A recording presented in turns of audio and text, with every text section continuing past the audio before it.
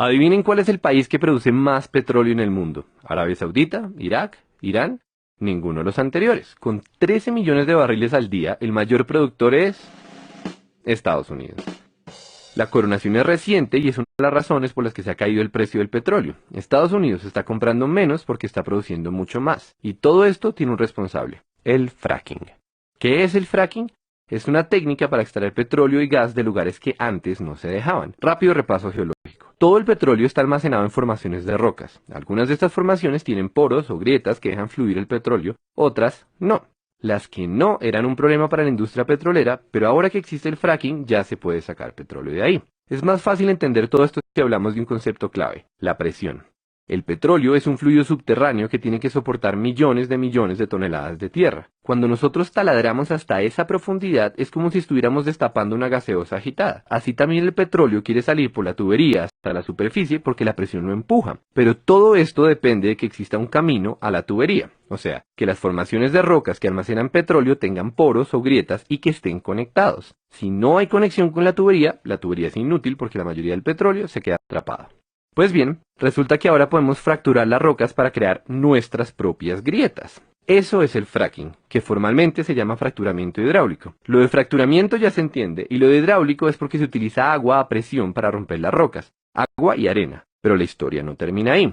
Para llegar a donde está el petróleo hay que perforar más o menos 2 kilómetros para abajo y otros 3 kilómetros de lado. Eso quiere decir que la tubería es demasiado larga y hay un montón de fricción, o sea que el agua que se inyecta pierde potencia a medida que avanza. La solución técnica de este problema es mezclar el agua y la arena con químicos que lubrican la tubería y así se combate la fricción que le quita poder al chorro. Pero ese cóctel es una para el medio ambiente y por eso el fracking es tan polémico.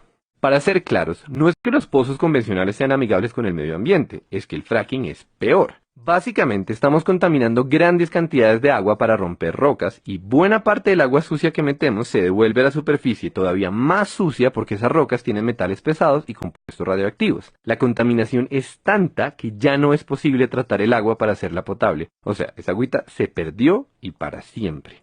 Entonces, ¿qué se hace con el agua sucia? Lo usual es que la entierren muy profundo, el equivalente industrial a meter mugre debajo de la alfombra, pero hay un problema, o más bien varios. Resulta que en el subsuelo existen reservas de agua potable y si el agua sucia del fracking llega a mezclarse con ellas, tenemos un desastre ecológico tremendo. Por supuesto, la industria petrolera y los que ponen las normas toman un montón de precauciones para que no ocurra esto. Por ejemplo, los pozos tienen un revestimiento de cemento y tuberías adicionales con el objetivo de evitar que el agua contaminada se filtre hacia otros lados. La pregunta es si estas medidas son suficientes y esa pregunta es particularmente relevante en Colombia, teniendo en cuenta que las normas se basan en estudios que fueron hechos en Estados Unidos, y acá la geología es diferente y poco estudiada. Mientras que en Estados Unidos las reservas de aguas subterráneas no pasan los 400 metros de profundidad, en Colombia ya extraemos agua potable a 1500 metros. Esa diferencia hace más asustadores dos de los tres problemas que tiene el fracking. Problema número 1. Las grietas causadas por esta técnica recorren el subsuelo de forma impredecible. Eso quiere decir que corremos el riesgo de conectar los yacimientos de petróleo y el agua contaminada con otras fuentes de agua. Problema número 2. El casing, o sea, la capa de protección para la tubería, solo llega hasta cierta profundidad, es decir, que el agua contaminada se puede filtrar por debajo. Y, problema número 3,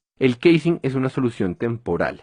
No se sabe qué pasa después de muchos años de desgaste en la estructura, y ya existen varios ejemplos de pozos en los que se comienza a filtrar el agua sucia.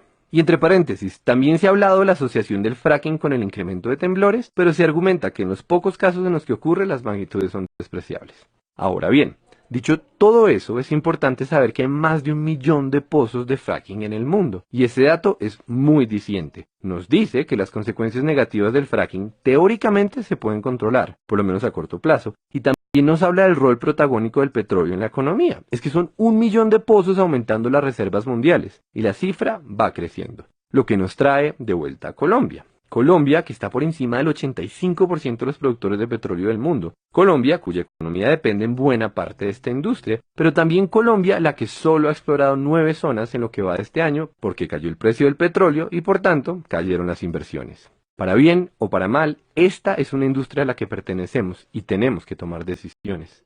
Es claramente un problema de costo-beneficio. ¿Vale la pena asumir el riesgo de que se debilite el sector petrolero? O, dicho al revés, ¿será que vale la pena asumir los riesgos del fracking? La respuesta no es fácil y no queremos decir que la tenemos, pero conviene aclarar una última cosa.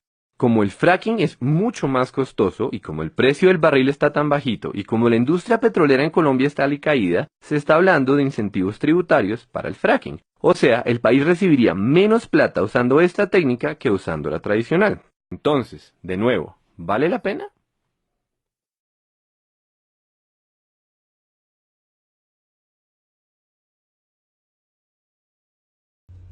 Espero que se hayan podido tomar estos 5 minutitos para entender qué es el fracking y por qué no podemos permitir que se apruebe en nuestro país. Está prohibido en todas partes. No es algo que uno debería explicar, ¿verdad? Como que por sentido común, nuestra respuesta debería ser no, no queremos fracking en nuestro territorio. Yo los invito a ustedes a que hoy inviertan 1 minuto de su tiempo para decirle al Consejo de Estado que los colombianos no queremos fracking, que defendemos nuestro territorio, el agua, la vida.